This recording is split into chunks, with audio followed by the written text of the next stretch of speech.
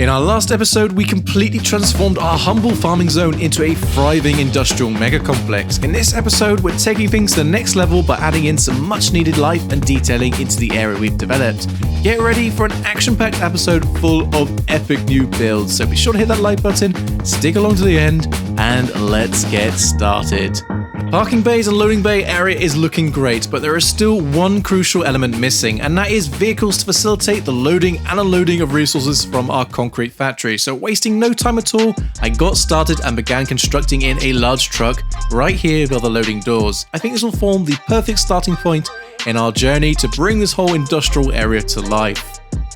After I'd finished constructing this first truck, I had really wanted to carry on building, but with so much left to accomplish, it quickly became clear that I would need to embark on a resource gathering and crafting mission. So let's go and stock up and ensure we have everything we need to continue building and dive head on in.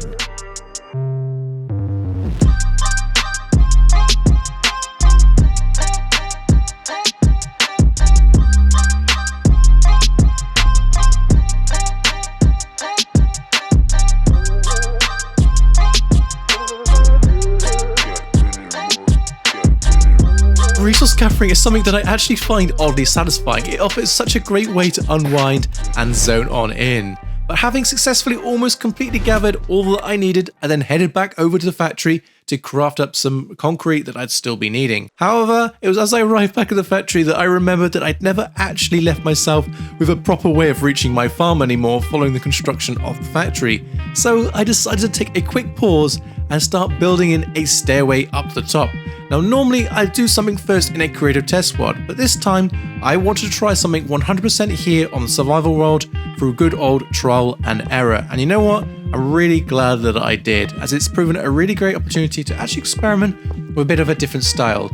Now, I've never really built any kind of stairways like this before at this sort of scale, so it was really great fun to just tweak and experiment, and I'm actually really happy with the result. And as you'll see, I made quite a lot of use of the diorite stair blocks and the iron bars, as I think that fits the theme of the factory really nicely.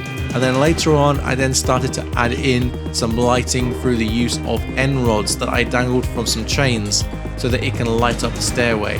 But yeah, I'm really happy with how this has come out, and this will finally provide us with a way up to our concrete factory so that we can finally start making that concrete that we need. With the stairway now constructed, I could then finally reach the concrete factory and collect up the concrete that I'd be needing so that I could then start constructing up the second truck here over at the parking bay. Now I decided to keep it very much in line with the first truck, but I did, however, mix up the color scheme to change it up a little. And you know what? I'm really happy with how that's come out, and it's already gone a long way into adding in some realism into this industrial site. But it doesn't end there. We've built up our trucks, but we now need to start thinking about adding in some more vehicles, such as vans, cars, and more to help transport our staff around the facilities. So I found a perfect spot over here at the end of the parking bay where we can start building in a van. So let's get started.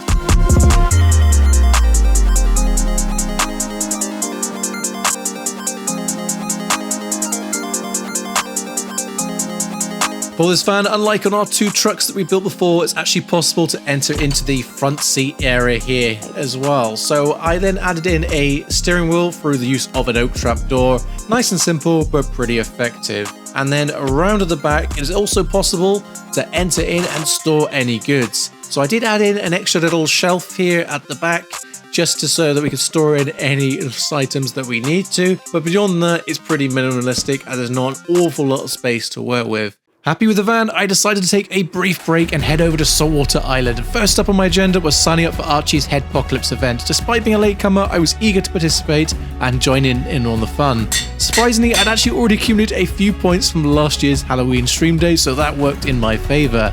The event basically revolves around collecting player and item blockheads to trade them in for potential points, with the winner and the runner-ups receiving prizes based on their tallied points. So I proceeded to then collect up one of my own heads to mark my own chest and then deposited in my very limited selection of heads that I had available. Once done, I then decided to head over and check my concrete shop for any profits. And to my surprise, I actually found some waiting for me, which was perfect timing as my diamond supply was running precariously low.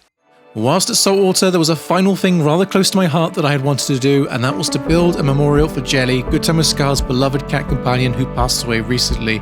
Jelly held a special place in Scar's content and streaming life, and her impact on the community was profound. So much so that she was voted as the 9th cat to be added into Minecraft, and it may be a little bit late, but honouring Jelly's memory here on the island felt like the right thing to do. So I got constructing, left a book on a lectern to mark the spot, and then I ambled onward home, back to my base. Back at home, it was time to get back to work. The road leading up to the factory is currently looking noticeably empty, and the parking bay here also is looking especially bare, so it was clear that we needed to do something about it. So I decided to address this by constructing in a pair of small cars to add in some life and detail. These additions would do the trick nicely, filling in the space and enhancing the overall atmosphere of this industrial zone. So let's get building.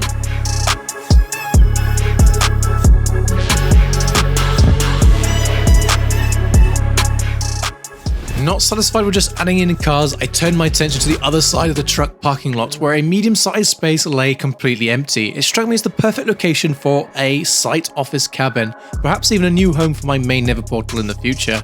I decided to keep the theme very similar to the factory itself to ensure it would fit well together. I started in with the floor and instantly fell in love with the use of beehives since their texture is so much nicer than just plain old wooden planks and with an added modern touch. With the foundation now laid, I eagerly began constructing up the cabin, incorporating plenty of concrete and terracotta to tie it in all seamlessly together. Take a look at the progress so far. Inside, I then added in some basic lighting just to stop mob spawning, as I think I will leave interior design for a future episode. Happy with all the progress that we've made so far with the cabin, and then moved on around of the rear of the parking lot and decided to expand the road further and begin building in a new pavement. Creeper scare aside, I had the road section done in no time at all, but for the pavement I envisioned a mix of the granite, polished granite and bricks. However, I found myself in need of more bricks, so I made a quick stop over at Lucy Tiger's shop to purchase some more before I could continue onward. With the materials now sorted, I was ready to continue constructing. Let's keep pushing forward.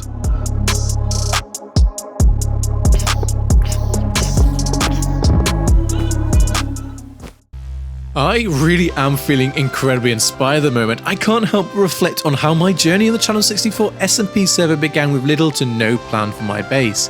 What initially started as just some simple industrial farms has since evolved into something truly awesome, and I'm absolutely loving every moment of it. Ideas for new additions keep flooding my mind, fueling my excitement and creativity, and as such, here at the cabin I wanted to add in a final bit of detail. And that is to build in this motorcycle design that I came up with. It's actually really challenging to build on this scale as you only have a width of 1 block, which then means you have to really think out of the box with what items you use to actually add the detail and depth to it. So I added stuff in like these levers, the buttons and the trapdoors to do my best, but I think it's come out really nicely and I'm really happy with the result. But anyway, with the motorcycle built, that is just about all we have time for today. So I hope you enjoyed and thank you for watching. Until next time, I will see you later. Bye bye.